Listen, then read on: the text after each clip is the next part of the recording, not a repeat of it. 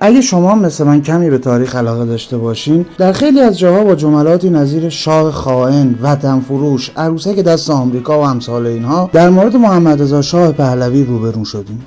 امروز میخوام یه مصاحبه قدیمی از شاه برای شما بگذارم که در اون اکثر این اتهامات رد میشن. آیا یه دست نشونده این قدرت رو داره که تمام سیستم بالاسری خودش رو به چالش بکشه؟ من که فکر نمی کنم حتی اجازه فکر کردن در این مورد رو داشته باشه. اما داخل این ویدیو میبینیم که شاه چطوری در مورد مسائلی از تمامیت ارضی کشور گرفته تا فساد مالی آمریکا صحبت میکنه و وقتی پای منافع کشور وسط میاد با تمام وجودش از اونها دفاع میکنه. به نظرم توضیحات بیشتر فقط از جذابیت ویدیو کم میکنن. پس با من همراه باشید.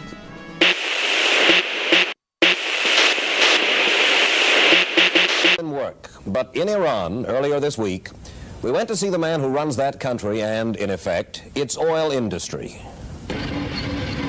Shah Mohammed Riza Pahlavi is not an Arab. He makes a point of calling himself Aryan. And unlike the Arabs, he will sell oil to anyone if the price is right. Along with the Arabs, he is a member of OPEC, the Organization of Petroleum Exporting Countries. That's the group that is holding the world's feet to the fire with the rocketing price of oil. This week in Tehran, the Shah offered to put up $1 billion, and he can afford it, of his oil money, for a fund that would cushion the devastating economic effect of the oil crunch on the have-not nations. And he took time out in his Niavaran palace to talk to us. Sheikh Yamani told me a week ago in Riyadh that he was very optimistic that during February there was going to come the disengagement between Syria and Israel and the oil embargo would be lifted. He was optimistic. That optimism obviously has turned sour. Why? Do you know?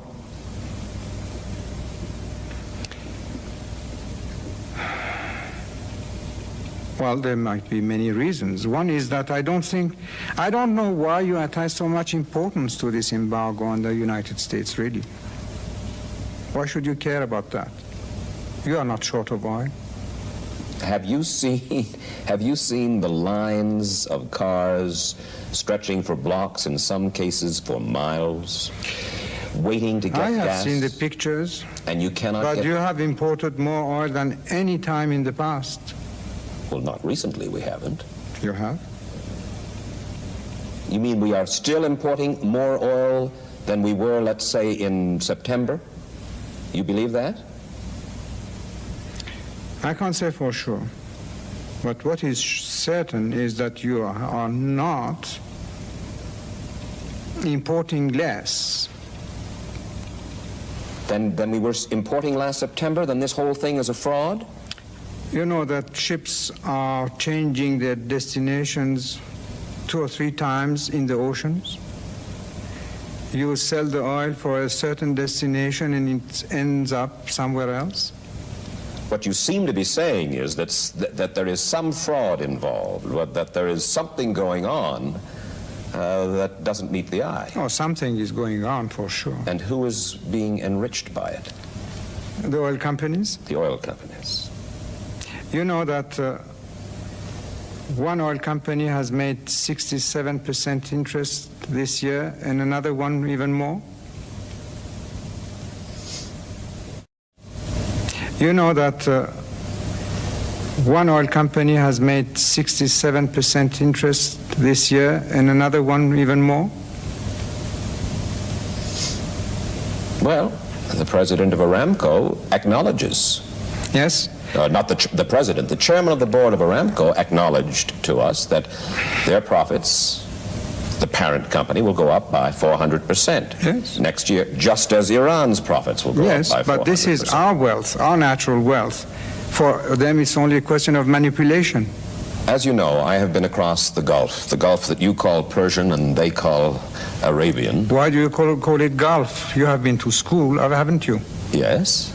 What was the name that you have read during your school days? Persian Gulf. All right.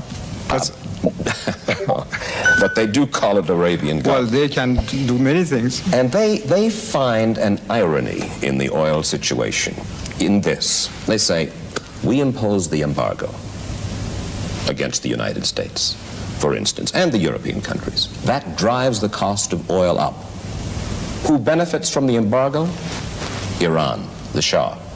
Shah, who is the friend of Israel, benefits from the high price of oil caused by our embargo. Yeah, but only enemies of Iran could have told you that. First of all, why friend of Israel? Why? In what sense? Or economic cooperation. How much? I don't know the extent of It doesn't come even to $2 or $3 million a year. Intelligence cooperation. You can get that kind of intelligence even in reading American newspapers. It is common knowledge that they trained or helped to train your secret police, the Savak. You do have a relationship with the Israelis, there's no doubt. Yes, that's ridiculous, but we have the same relationship with all the friendly Arab countries that we train also in this country. This means nothing. The industrial nations, among them, of course, the United States, feel that you, sir, have pushed too far, too fast, and that you can trigger worldwide depression by doing it. Henry Kissinger says so. Sheikh Yamani, the oil minister of Saudi Arabia, says so. That suits him. I'm not talking about Yamani because I don't like to enter into that subject. But the others, it suits them to say that. Why? Because the price that we have set for oil was one of the lowest among the prices which were studied and suggested to the OPEC organization, because the price that we have set for oil was one of the lowest among the prices which were studied and suggested to the OPEC organization by all the experts. You say you don't want to talk about Saudi Arabia and Sheikh Yamani. Well, nonetheless, Saudi Arabia, #1 oil producer, has certainly as great a stake as you do. And yet, he says, it's going to trigger depression, it's going to trigger trouble. He has been told to say that. I'm sorry to say this. By? I'm not going to mention any names. Well, by President Nixon? By? I'm not going to mention any names. Ask the other member of the OPEC, all those experts in the OPEC, what they think. But what kind of pressure can somebody put upon Sheikh Yamani to say it, unless his own king says say it? You just go and ask those people. Is it going to go down? Is it going to go up? Is it going to stay the same? The cost of oil... It's going to go certainly up because, unfortunately, your inflation is going to go up. Is it going to go up on April 1st when... This I can't say. Well, you sit down with your OPEC brothers in the next few weeks, and you make a decision about the price of oil as of April 1st. Can you give us a horseback guess, Your Majesty? I can't tell you, really. But all will depend on many factors. One is the attitude that the so-called industrial countries of the world are adopting. Is it a hostile attitude or a cooperative attitude? You tell me, sir. Second, it's the question of your inflation. The bill that they are every day presenting us is something ridiculous. The way that you are increasing your prices. On? Everything. Every kind of commodity. For instance? Say some spare parts for a radar station. That's only one little example. And from that you can go for everything. Is it in retaliation for the rise of... No, it's because they cannot control their economy. But you can. We can, and that's what we call your society a permissive society. Is that that's not the only reason you call our society a permissive society? Not the only reason. Your Majesty. Not the only reason. Well, this is not a pretty subject to bring up to His Imperial Majesty, but there are those from the West who say, look at the corruption in Iran. With all of the money in your own affluent economy, in your own swollen economy, so much money sticks to the hands of people in the government. They say you can't get a contract here, and everybody's here. You know that, vendors, contractors, without a little of true? I think it's the most unjust thing that is said. It's just jealousy. For instance, the military purchases, it's government to government. If there is a corruption, it's from your government or the government of every other country from which we buy.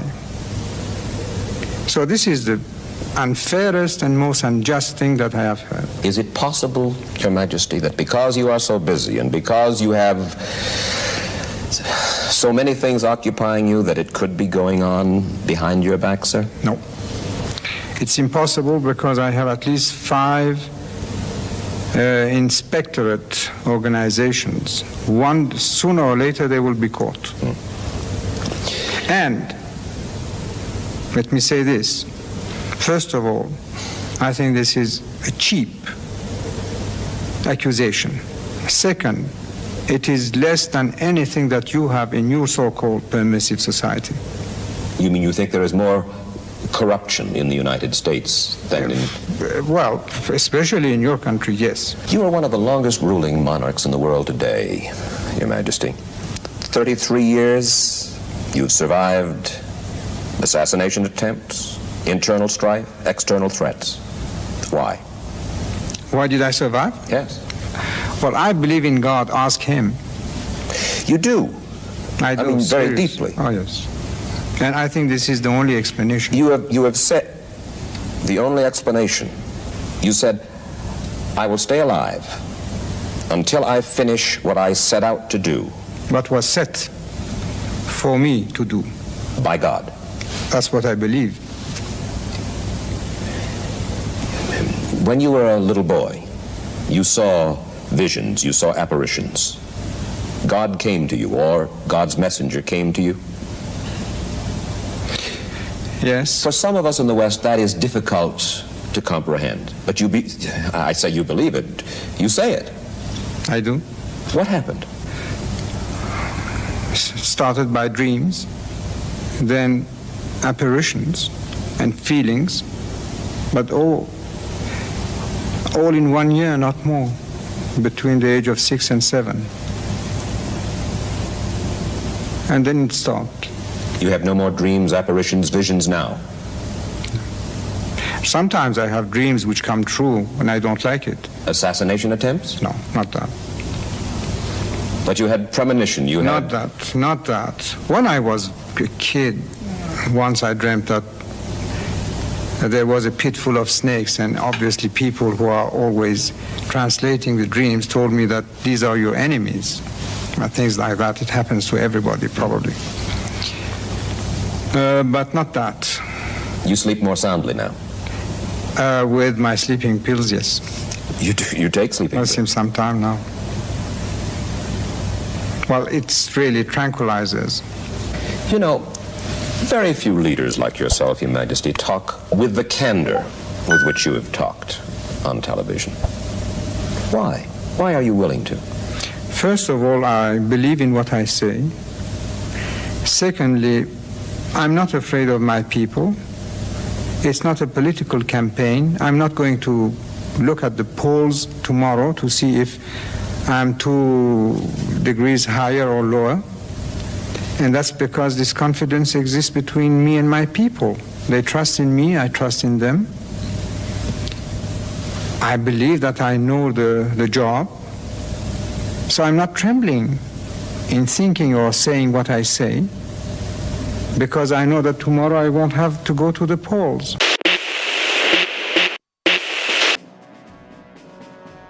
ممنونم که تا انتهای ویدیو رو دیدید. لطفاً لایک و سابسکرایب و کامنت یادتون نره.